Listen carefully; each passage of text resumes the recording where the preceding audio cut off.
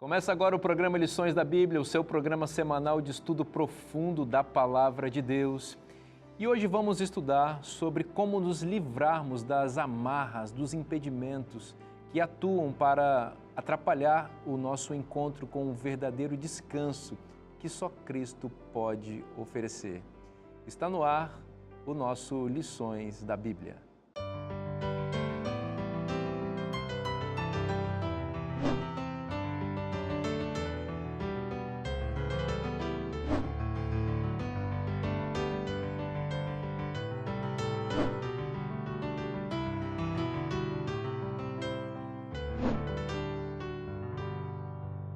Chegamos ao nosso 8º encontro dessa temporada e temos aprendido coisas muito lindas com a Palavra de Deus sobre o descanso em Cristo.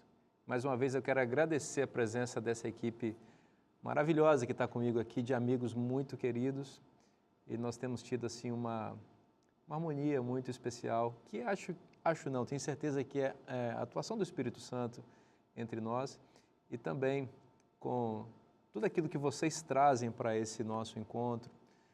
O coração de vocês, a espiritualidade, a relação de vocês com Cristo, o conhecimento de vocês da Palavra de Deus e o desejo de compartilhar tudo isso com as pessoas. Então, já mais uma vez a minha palavra de gratidão, meu amigo Márcio Tonetti, seja bem-vindo mais uma vez. Eu agradeço pela oportunidade de estarmos juntos aqui. Pastor Fábio Correia, seja bem-vindo, meu amigo, mais uma vez aqui ao programa. Alegria, pastor Vinícius, saudação a todos da nossa mesa e aos que estão em casa também. E o pastor Vanderlei Dornelles também, mais uma vez, seja bem-vindo, meu amigo. Obrigado, é um prazer. Esperamos compartilhar e, assim, edificar as pessoas. Amém. Faça uma oração para nós, por favor. Nosso Deus e querido Pai, nós te damos graças por podermos estudar a Tua Palavra, nos debruçar sobre ela. Damos graças porque ela chegou até nós como uma palavra fiel e verdadeira e que ao estudarmos possamos compreender e ganhar sabedoria pelo dom do Espírito Santo. Ajuda-nos a compreender que só em Cristo podemos encontrar descanso, refrigério e restauração para a nossa vida. E possamos nos render inteiramente a Ele, a Sua Palavra, para com Ele estarmos nesta vida e finalmente com Eles vivermos na próxima vida.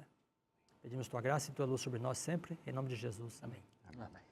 Amigos, vamos conversar um pouquinho sobre essa relação entre a cura física e o perdão.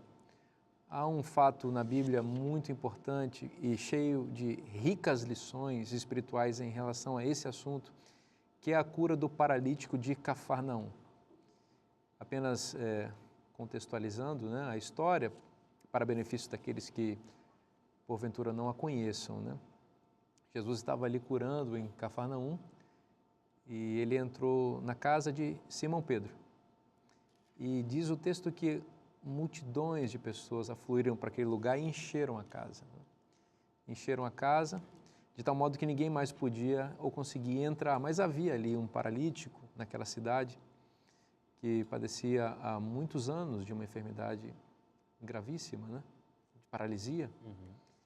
E ele tinha 4 amigos que o conduziram até aquela casa, mas não conseguiam de maneira nenhuma introduzi-lo naquele ambiente, né? E eles tiveram a feliz ideia de abrir, né, um buraco no teto. Isso é uma coisa que a gente fala assim como se fosse uma coisa tão simples, né? Mas imagina, independentemente de como eram feitos os tetos das casas, se eram diferentes das nossas hoje, de qualquer maneira é uma invasão, é uma ideia muito engenhosa, né? E estranha, né? Alguém cerrando o teto da casa de outra pessoa. Caindo areia ali. E caindo areia. Imagina Jesus ali ensinando, daqui a pouco começa o pozinho cair, as coisas, a estrutura da casa de alguma maneira comprometesse. Jesus logo passaria uma compostura neles, né? Eles estão atrapalhando meu discurso aqui, né? Pois é. Não, isso a gente fica imaginando como é que ficou também toda a multidão que estava ali dentro, olhando para cima. E aquela cena bastante diferente, né? Um leito descendo no meio da sala em que Cristo estava. Todo mundo certamente se silenciou, então aqueles barulhos, o que é isso? O que está acontecendo? Vai cair, cuidado! Imagina alguém falando, segura, segura! E o leito foi sendo abaixado até a posição em que Cristo estava.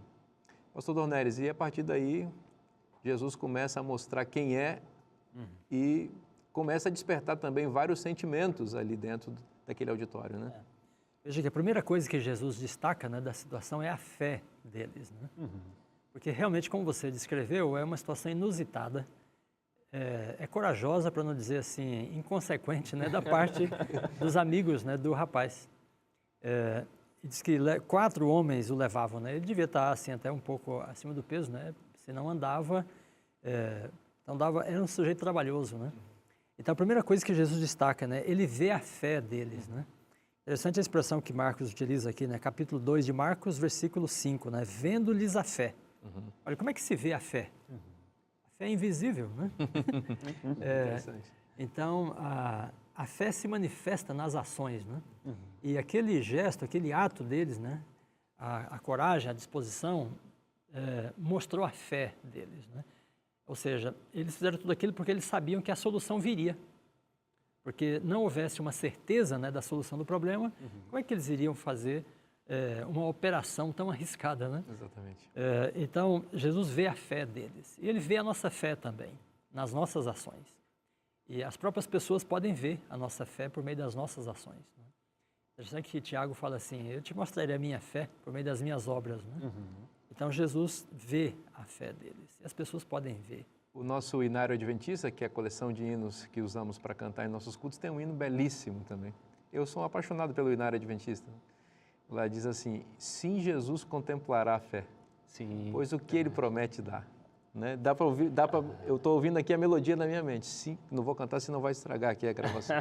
Sim, Jesus contemplará a fé. Jesus vê, né, pastor Fábio? Com certeza.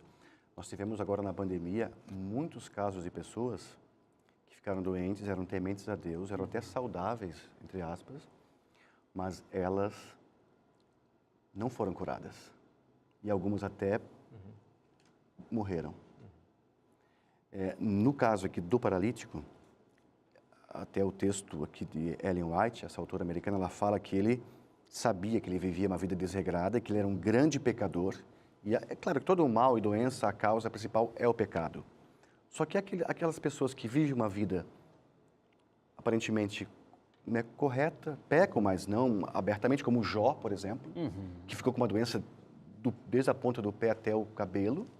Como explicar a origem? Nós vivemos num mundo mau, ruim e de pecado. Então, e por tabela e por consequência, de forma passiva, muitas vezes nós sofremos as consequências das escolhas de outros até. A pessoa está na rua, atravessando a rua, um carro a pega, né, ela não teve uma culpa aparente, ela até estava na calçada e ficou paralítica para o resto da vida. Agora, no caso daquelas pessoas que fumou a vida inteira, como o meu pai, ele fumou a vida inteira, ele bebeu a vida inteira, e com 54 anos a úlcera e a cirrose o levou, o matou. Então, veja só, ele escolheu, por escolha própria, livre-arbítrio, fumar e beber, e ficou doente. Mas é aquelas pessoas, como alguns amigos meus, agora de 40 anos, né, que até tinham porte de atleta, ficaram doentes, pegaram o coronavírus e morreram.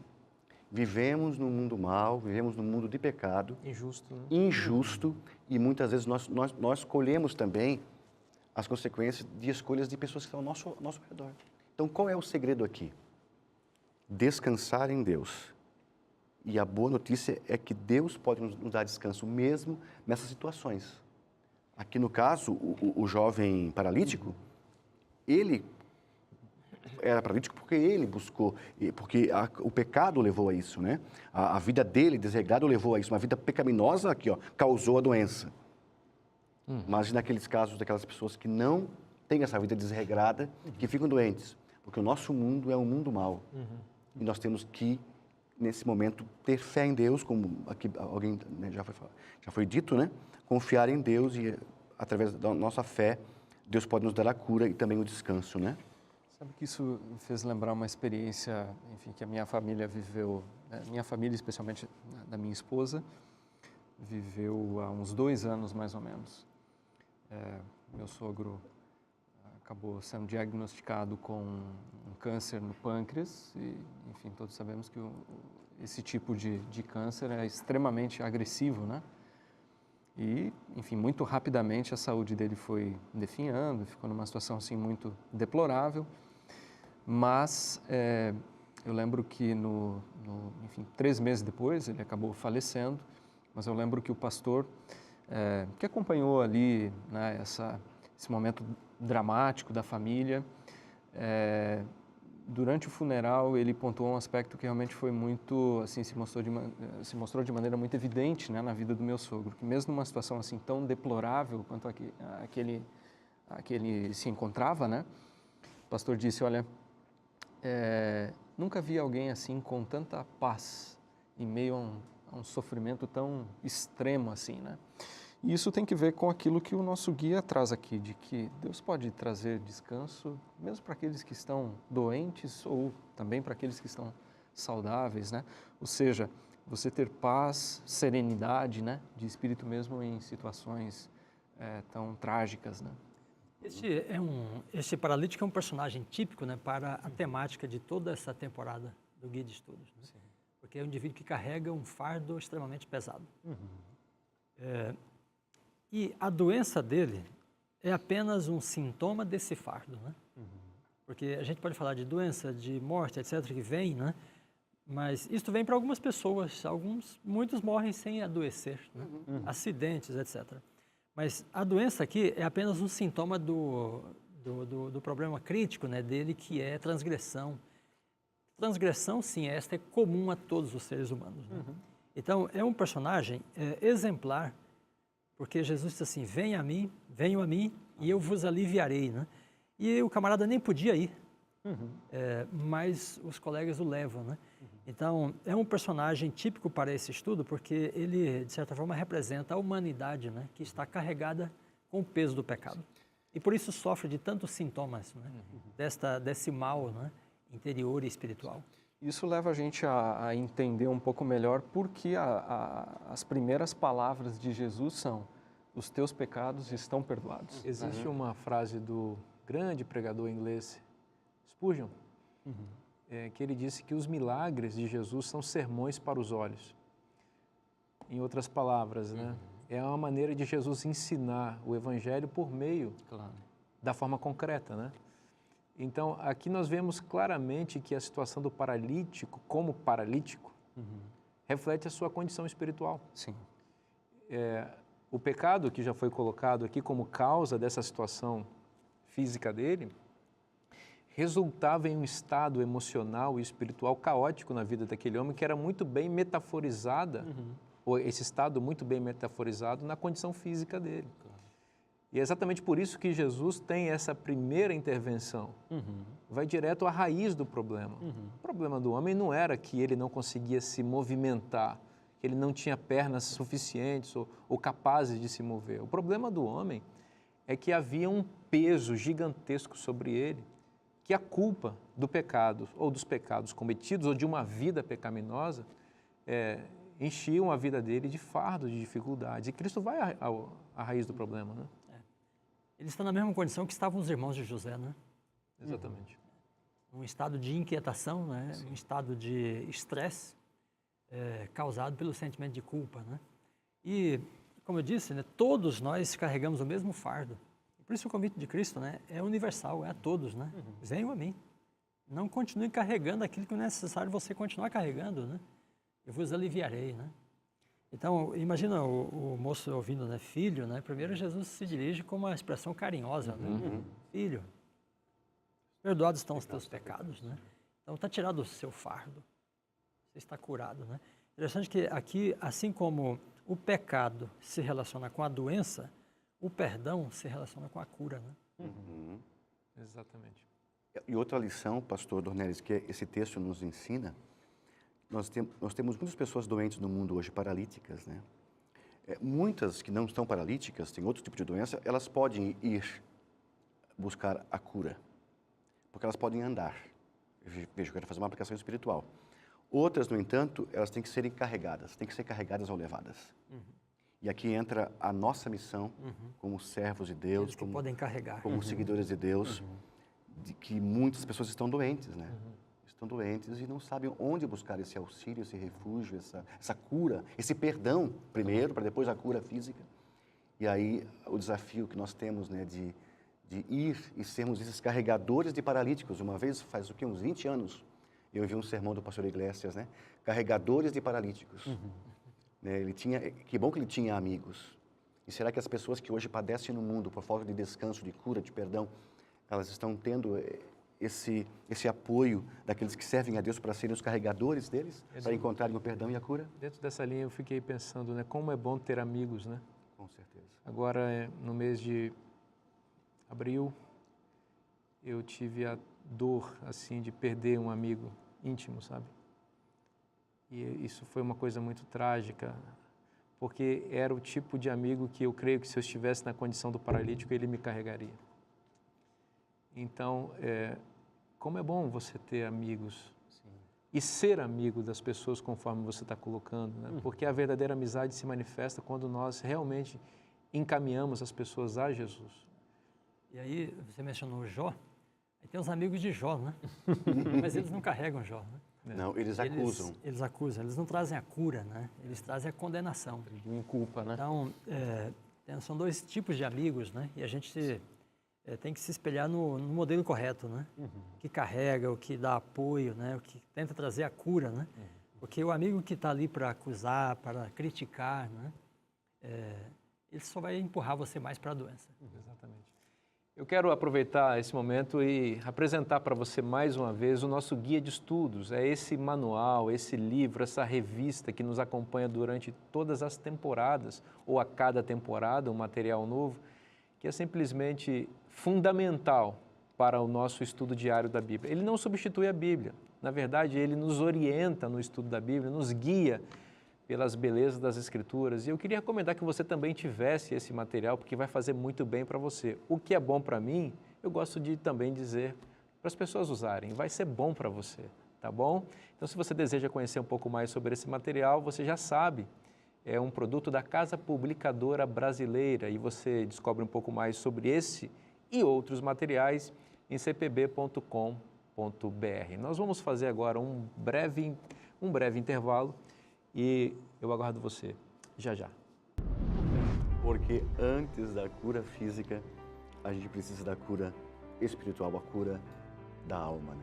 Uma vez, eu até li uma história, um cidadão que estava andando pela rua, cabisbaixo, triste, depressivo, e um bandido veio e falou assim, ó, mãos para o alto, né, armado, a carteira ou a vida? Aí o rapaz respondeu assim, olhou para o bandido e falou, você escolhe. As duas estão vazias. Então veja, é uma tragédia você hoje não ter dinheiro e andar com a carteira vazia. Mas pior é a tua vida destruída, a vida vazia. Voltamos com o programa Lições da Bíblia e foi rapidinho, viu?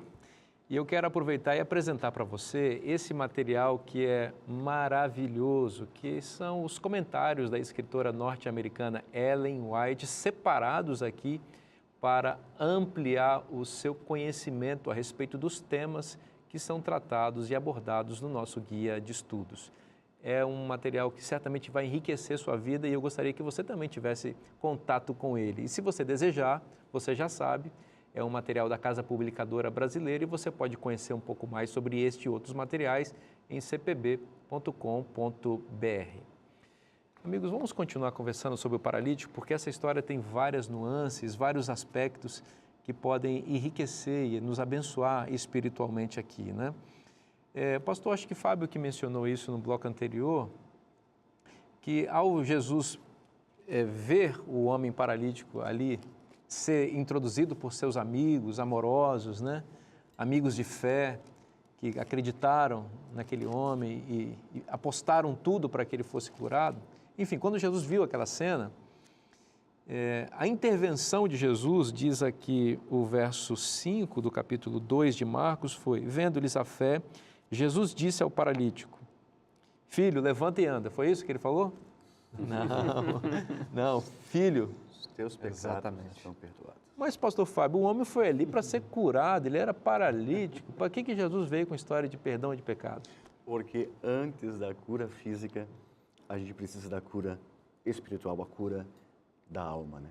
Uma vez, eu até li uma história, um cidadão que estava andando pela rua, cabisbaixo, triste, depressivo, e um bandido veio e falou assim, ó, mãos para o alto, né, armado, a carteira ou a vida? Aí o rapaz respondeu assim, olhou para o bandido e falou, você escolhe, as duas estão vazias. Poxa. Então veja, é uma tragédia você hoje não ter dinheiro e andar com a carteira vazia. Mas pior é a tua vida destruída, a vida vazia. Uma vida... Consegue encher a carteira mais. Né? Então, nesse caso, Jesus ele faz primeiro a cura espiritual, ele preenche, ele perdoa. Em alguns casos ele dá a cura física, como no caso do paralítico. Mas numa grande parte dos casos ele só cura a alma e deixa para que a cura física fique para a volta dele, para irmos para o céu. Pastor Fábio, eu achei muito interessante essa história que você contou, essa coisa, não sei se é um fato real ou não, mas é interessante, né? A carteira ou a vida, né? Uhum. Pode escolher, as duas estão vazias, né? Uma vida vazia, né? E o paralítico aqui, Tonete, era um homem certamente de vida vazia, né? Pois é, essa história nos dá a entender até que, enfim, havia uma consequência muito clara. A enfermidade era uma consequência, enfim, de uma má conduta, de uma vida de pecado, né? Nós não sabemos, mas Jesus faz essa leitura mais ampla, né, do coração, enfim, daquilo que está no interior, né, da pessoa. E quem sabe, nesse caso especificamente, uma cura apenas física poderia muito bem resultar numa continuidade da conduta que levou àquela enfermidade. Então, além de perceber que esse indivíduo necessitava de um novo corpo, né, ele percebe que ele, mais do que tudo, necessitava de um novo coração. Você sabe que no Evangelho também nós temos uma história que tem que se toca com essa, né, que é a história da cura dos 10 leprosos. Sim. Porque ali Jesus fez a cura física para os 10. Né? Exato. E diz o texto que só um voltou para agradecer. E esse um era samaritano. Porque é interessante isso, porque, vou fazer um parênteses aqui no nosso guia, mas eu acho que vai enriquecer um pouco. Esse samaritano estava indo junto com os outros para se mostrar para o sacerdote, porque esse era o protocolo sanitário da época. A Anvisa de Israel pedia que se o indivíduo fosse, imaginasse que estivesse curado da lepra, ele deveria ir se mostrar para o sacerdote que ia fazer a inspeção para ver se de fato estava curado ou não. Bom, e os 9 eram judeus e foram. No meio do caminho, esse samaritano, ele percebeu o óbvio.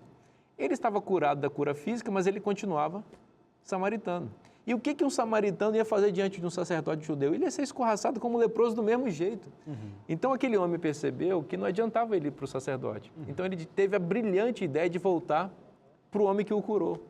Então ele disse, olha, a minha condição de samaritano me faz um perdido de qualquer forma, leproso ou não. Então se aquele homem foi capaz de curar a minha vida física, o meu corpo, me libertar da lepra, eu tenho certeza que ele pode fazer aquilo que ninguém poderá fazer, me colocar, me introduzir no reino da graça de Deus. E é por isso que ele já chega diante de Cristo se rendendo, glorificando, diz o texto que ele estava expressando isso em altos louvores, reconhecendo que Jesus era o Messias, diferentemente daqueles outros 9. Então, pastor Dornelles, aqui nós temos algo similar acontecendo com esse paralítico, né? Jesus, primeiro, aliás, Jesus faz o inverso aqui, né? Primeiro cura o espiritual para depois O físico. entrar no físico, né? E no caso dos leprosos, né, de fato, ele tira o samaritano da condição dele, né? Exato. Porque um samaritano, para ser lembrado até hoje, assim, né? Só alguém que tivesse passado por uma transformação, né? Exatamente. E então ele posteriormente se visse tudo o que aconteceu, né? Olha, todo mundo contou a minha história ao longo, né, de séculos, né? Então Jesus realmente me tirou da condição de discriminação em que eu estava. Né? Exatamente. No caso do paralítico, veja que aí tem os fariseus, né? Questionam, né? Quem é esse homem para dizer que pode perdoar pecados, né? Só Deus pode fazer isto, né? É interessante que esse questionamento vem da parte de pessoas que não entendem sua condição de pecado, né? E nem são não são capazes nem de perceber que necessitam de perdão. Então a doença deles é muito pior do que a do paralítico. Tem outra paralisia aí, né? Exatamente. Agora, uma coisa que eu estava pensando aqui é que talvez o histórico, né, do paralítico seja um exemplo real da parábola do filho pródigo de Lucas 15, né? Ele é uma espécie de filho pródigo. E aí talvez a gente até entenda o significado, né, de maneira mais ampla, da forma como Jesus se dirige a ele como filho, né? Filho. Ou seja, é alguém que teve uma vida devassa, mas que em algum momento retorna para os braços do pai. Exatamente. Você falou do filho pródigo, achei interessante, né? Porque ele pede a herança e vai embora. Sim. Tipo que foge da companhia do pai, da mãe, da sua família e vai-se embora, né? E é interessante também quando você pensa em Elias, porque Elias, a lição nos traz, né? Também ele foge, vai-se embora e pede inclusive a morte. Eu acho que é interessante aqui essa ligação. Esse elo. Elias realmente, foi um bom gancho que você pegou aqui. Gostou? Excelente. O Tonete levantou a bola e você matou no peito. Fantástico. Eu sou o apresentador, mas... Não, estamos juntos, é isso aí. Isso é sincronia, né? Porque você sabe que eu estava pensando exatamente a mesma coisa. Quando ele falou aqui, eu falei, aqui é o caminho, né?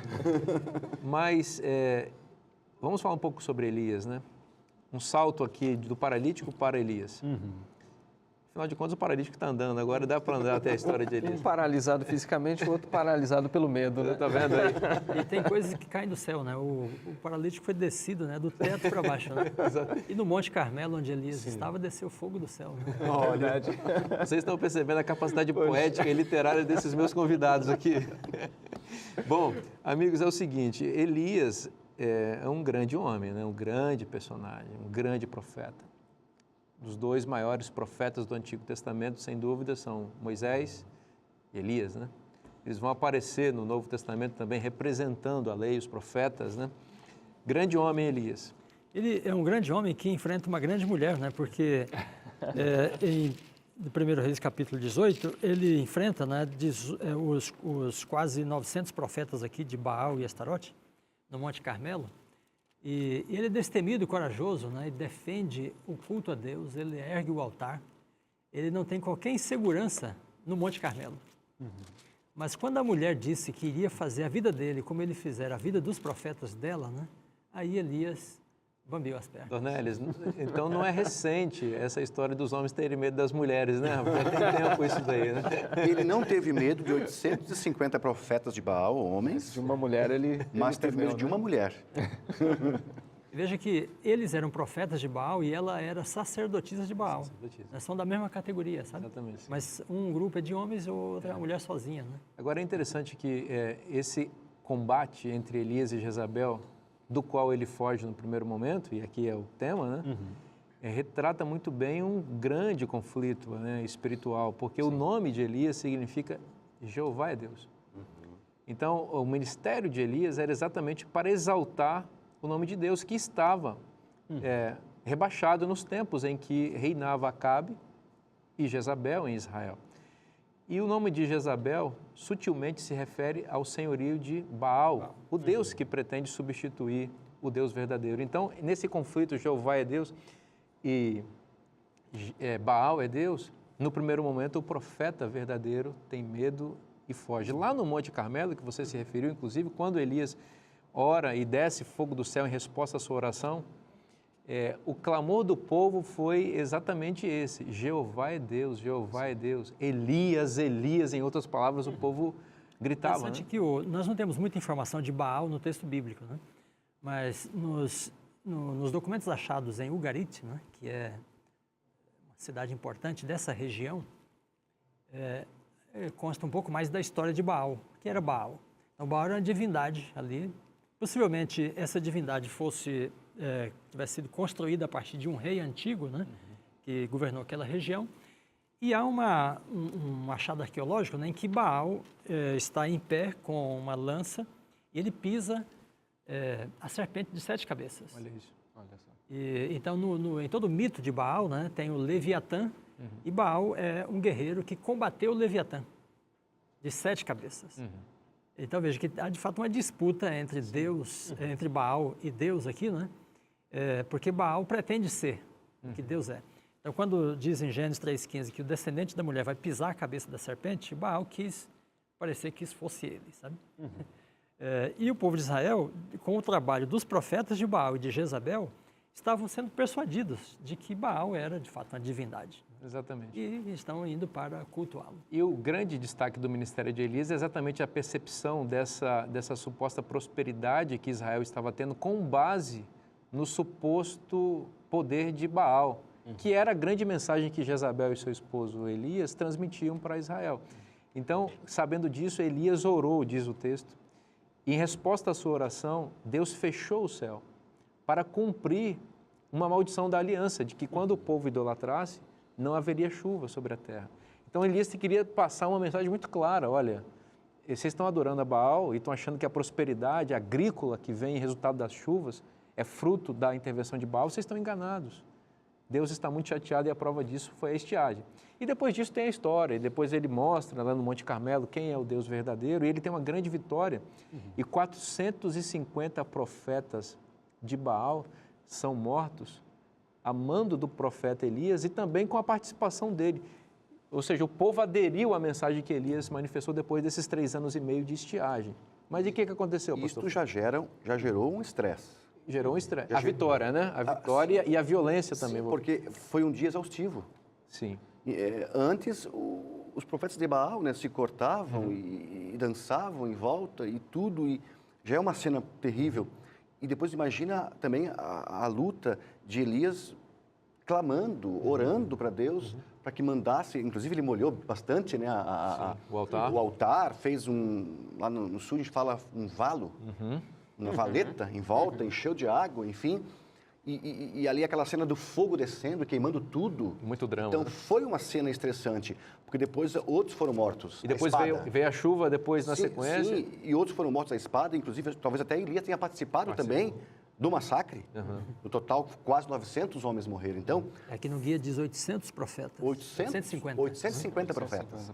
Então, realmente, aquilo já trouxe... 840. Agora, quando, no capítulo 19, verso...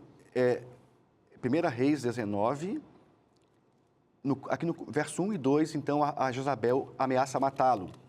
Verso 3, então, ele fica com medo e levantou-se para salvar a sua vida. E aí começa, então, a fuga de Elias, né, até o Monte Horebe depois, né? Onde ele, então, ali chega a pedir a morte. E aqui tem algo interessante. Se a depressão... Ele estava no estado de depressão, né? Eu entendo aqui. Se a depressão não for tratada, a pessoa chega a pedir a morte. Então, isso Interessante também... que em todo esse evento grandioso em que Elias se envolve, né? Veja, desde o desafio feito, o evento no Carmelo, né? Depois a morte dos profetas, a chuva, né? Essas coisas exaurem as forças de Elias. E ele talvez não estivesse percebendo, né? Porque quando nós estamos envolvidos em uma coisa grande, né? Todas as nossas energias são canalizadas para ali. Isso. Então há um esvaziamento, né? Um esgotamento.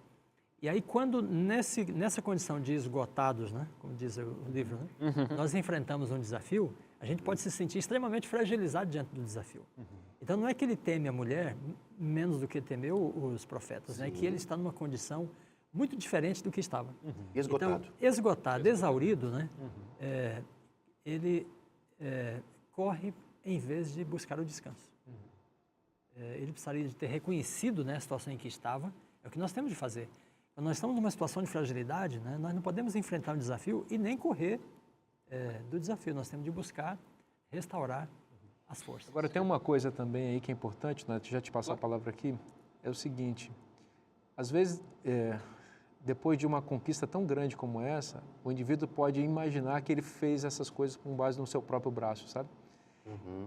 Então, o que é o medo? É você achar que o controle é seu. Porque se você confia em Deus, você não precisa ter medo, Deus vai lutar por você. Então, ele teve medo. Então, a gente tem que ter um pouco de cuidado com o sucesso e com as conquistas, porque Elias estava num dia de bastante sucesso. Porque o sucesso às vezes pode cegar a nossa visão a respeito de quem nós somos de fato. Nosso sucesso vem de Deus, precisamos confiar nele, né? Eu só iria somente dizer que a vida da gente é uma montanha russa, né? Enfim, nem sempre nós estamos apenas no topo, né? Dos montes Carmelos, né? Às vezes a gente acaba tendo os vales também, né? E eu acho que assim, essa busca pelo Senhor é que faz com que a gente tenha um equilíbrio, né? E a gente não tenha esses picos, né? Evite esses picos. Então, quem subiu é porque se abasteceu, né, Sim. para subir. Quando desce, tem de pensar que tem de reabastecer outra vez, né? Sim. Há sempre a advertência de que após um grande êxito, você corre o risco de uma grande perda, uma grande queda.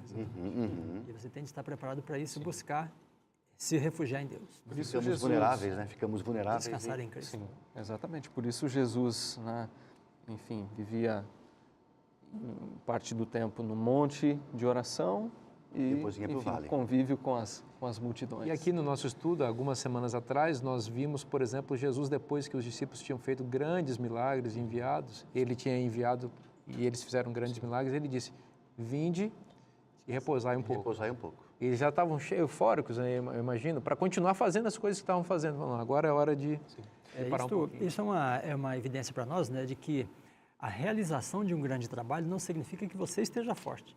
Você pode ter gastado todas as suas forças ali. Pode ser uma conferência evangelística, um grande sermão, uma obra importante que você fez, ou de outra natureza, né? E após isso, você tem de voltar para recarregar. Sim. Parar e sossegar um pouco. Sossegar, colocar colocar-se de novo diante de Deus, né? E se restaurar. O descanso é restauração. Nós vamos ter um breve intervalo, é rapidinho, o Lições da Bíblia volta já já. Essa travessia pelo deserto que vem na sequência, enfim, ao longo de 40 dias, talvez fazendo o mesmo percurso que os israelitas, né, fizeram ao longo de 40 anos, ele precisaria ter quem sabe, uma nova visão de si mesmo e, sobretudo, de Deus. E Deus, na sequência, vai se revelar para Elias, né? Voltamos com o programa Lições da Bíblia, o seu programa semanal de estudo profundo da Palavra de Deus. E nessa temporada estamos falando sobre o descanso em Cristo.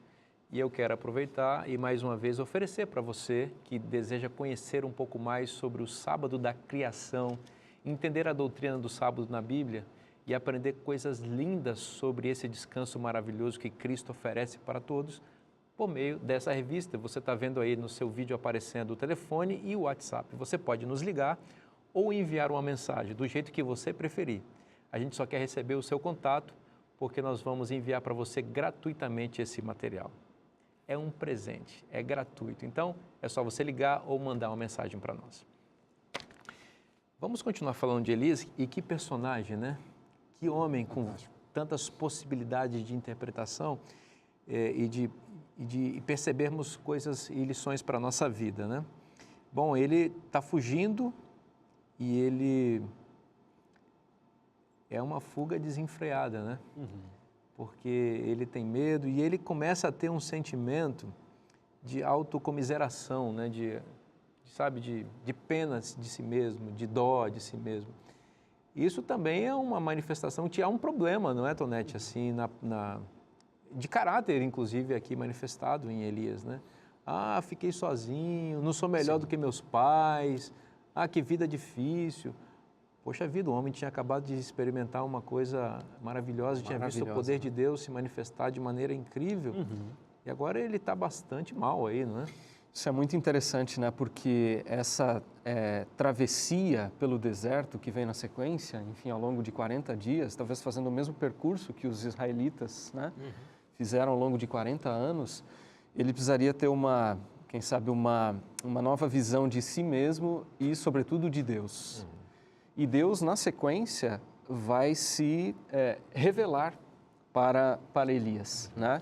Enfim, quando nós analisamos ali o capítulo 19 de 1 Reis, né, a gente vai ver que o Senhor se manifesta ali na calmaria, né?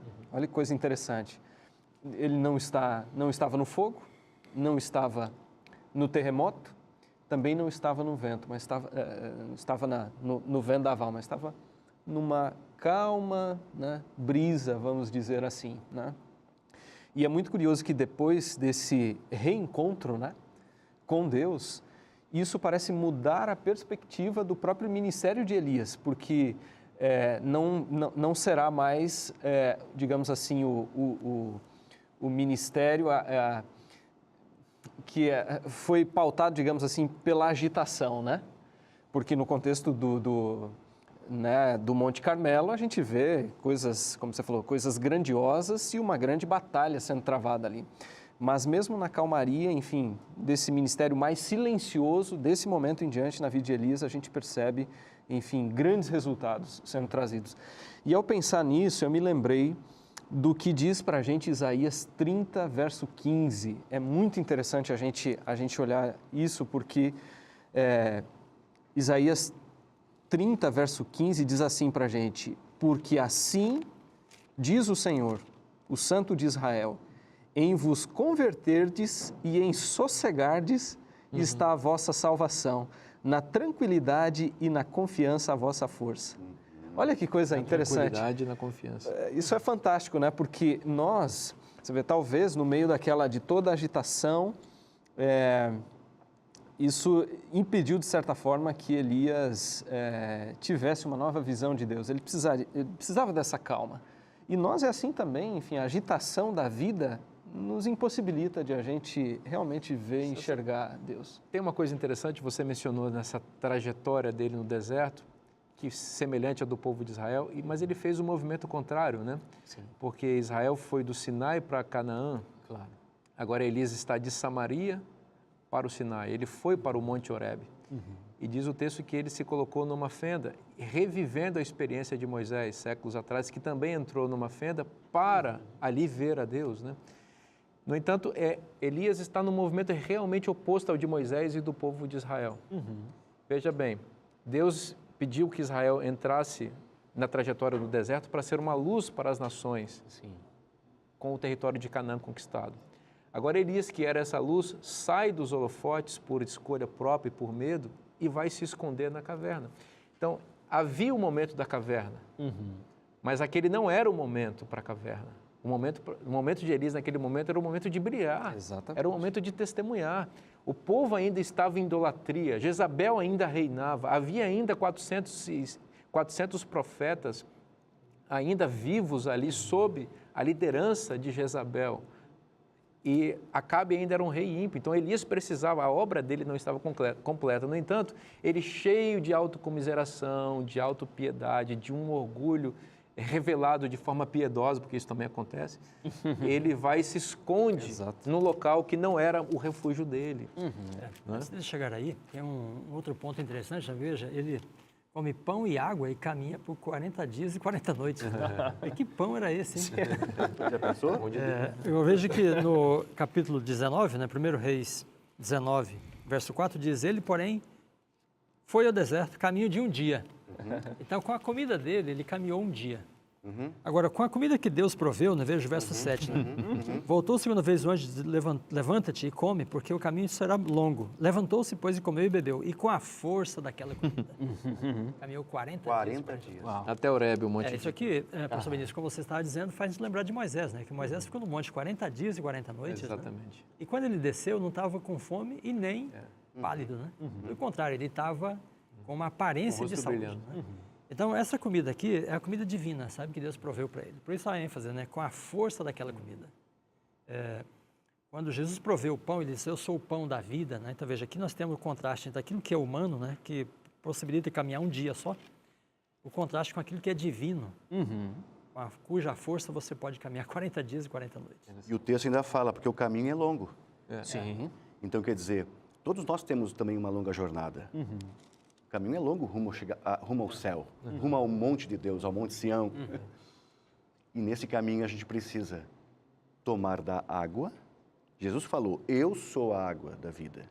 E quem beber dessa água jamais voltará a ter sede. E comer do pão. E ele falou: eu sou o pão vivo. Exatamente. E quem comer desse pão jamais terá fome. E quando nós temos comunhão com Deus, através da palavra, através desse guia de estudo, não é, pastor Felício, que agora estamos na campanha do Maná em todo o Brasil. E é importante você que está em casa, você fazer a sua assinatura, você ter a sua Bíblia. Nós precisamos buscar aqui, ó, a água e o pão da vida, que é o Senhor Jesus, para chegarmos até o monte de Deus.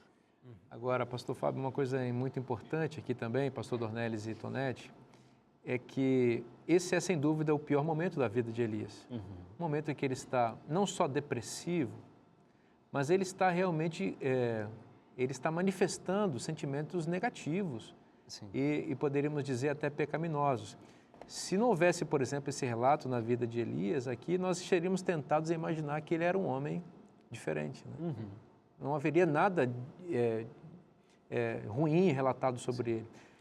Tiago depois nos lembra, lá no capítulo 5, 17, que ele era um homem semelhante a nós, sujeito às mesmas paixões. E aqui a gente vê que de fato era. Ele estava ali meio que orgulhoso mesmo. Só eu fiquei sozinho, ele disse. Só eu fiquei sozinho. Exatamente. Não tem ninguém mais. Sim. Então, Deus falou para ele, olha, você está enganado, tem 7.000 que não dobraram os joelhos a Baal. A pergunta que eu vou fazer é o seguinte, quando as pessoas estão mal, estão no fundo do poço, como é que está Elias? Deus abandona as pessoas nessa situação? Claro que não, né? Ele reencaminha, né? Ou talvez, enfim, se manifesta e mostra, né, a sua direção, né? E o seu plano, né? É o que acontece com Elias, né? Porque Elias está lá, como você disse, estava na caverna e Deus chega e pergunta, o que você está fazendo aí, né? Sua missão não terminou ainda. O que fazes aqui, Elias? Exatamente. Uma pergunta assim, né, Sim. que exige uma resposta, Pois né? é, O que claro. você está fazendo aqui? Sim. Aqui não é teu lugar? Você já pararam para pensar na palavra que Deus usou? O advérbio de lugar? Que fazes aqui? Pois é. Aham. Quando eu estou conversando com vocês, nós estamos no mesmo espaço. E eu pergunto a vocês, eu digo a vocês, vocês estão aqui comigo. Porque eu estou aqui, vocês estão no mesmo lugar. Se eu estivesse num lugar diferente, por exemplo, ligando para vocês por telefone, eu diria, você está aí. Sim.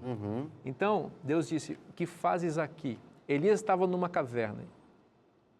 E eu fico pensando agora quantas pessoas para as quais estamos falando nesse momento que estão se sentindo dentro de uma caverna, né? Claro.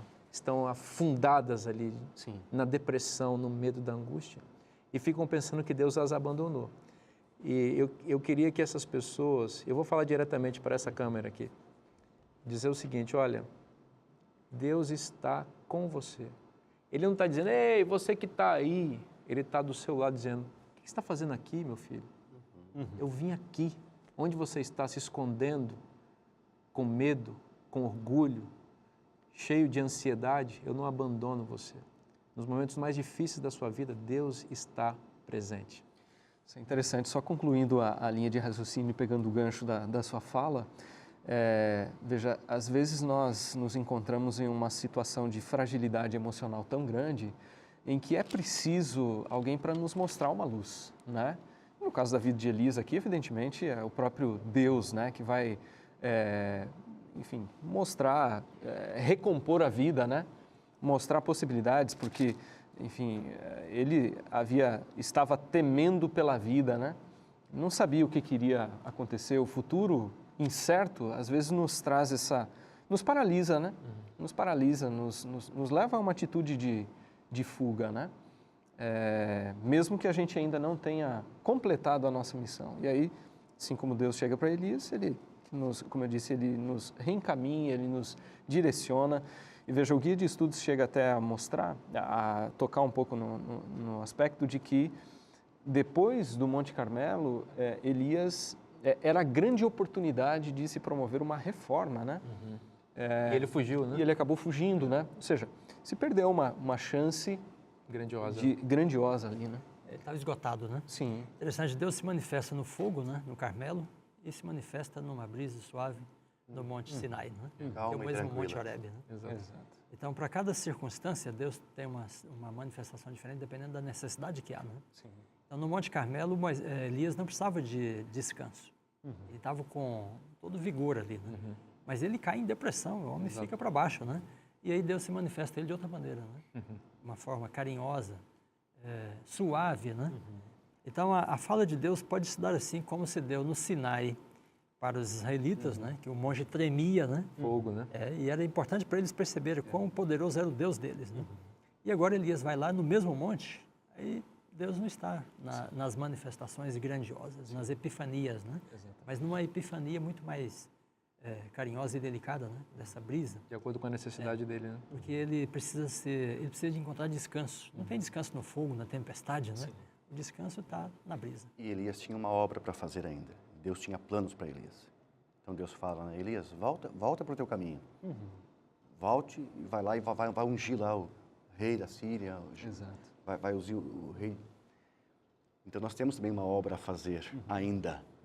Temos que sair da caverna e ir fazer a obra de abençoar e salvar as pessoas.